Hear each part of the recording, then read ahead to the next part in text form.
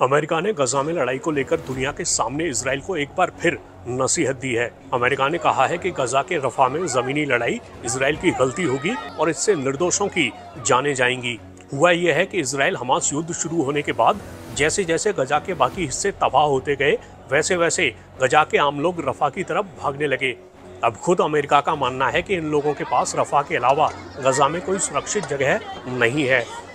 चलिए विस्तार से बताते हैं कि अमेरिका ने आखिर इजराइल से क्या क्या कहा है।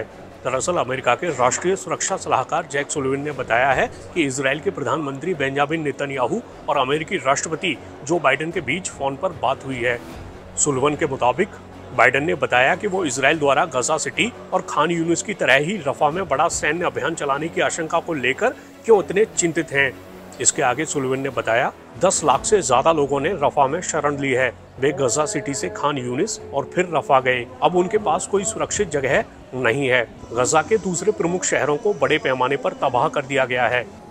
सुलिवन ने कहा कि इजराइल ने अमेरिका या दुनिया को ये योजना नहीं बताई है कि वो कैसे और कहां उन नागरिकों को सुरक्षित पहुंचाएगा। सुलिवन ने कहा कि रफा मिस्र से गजा में मानवीय सहायता पहुंचाने का प्रमुख प्रवेश बिंदु है और अगर रफा में सैन्य अभियान चला तो ये बिंदु बंद हो जाएगा।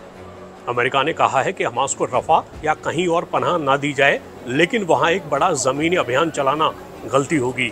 इससे बहुत सी निर्दोष जाने जाएंगी। पहले से ही गंभीर मानवीय संकट और बढ़ेगा। गजा में अराजकता बढ़ेगी और इजराइल अंतर्राष्ट्रीय रूप से और अलग थलग होगा। सुलिवन ने बताया कि बाइडेन और नेतन्याहू ने गजा में हमास और अन्य आतंकियों द्वारा बंधक बनाए गए लोगों की रिहाई के बदले में कई हफ्तों के लिए संघर्ष विराम को लेकर चल रही बातचीत पर भी चर्चा की।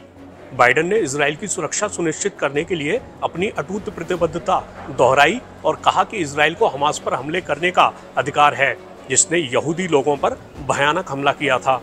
सुलिवन ने बताया कि नेतन्याहू रफा में हमास आतंकियों को निशाना बनाने के लिए किसी वैकल्पिक तरीके और जमीनी स्तर पर बड़ा हमला किए बगैर मिस्र गजा सीमा को सुरक्षित बनाने पर चर्चा करने के लिए इजरायली अधिकारियों का एक दल वॉशिंगटन भेजने पर भी राजी हो गए हैं।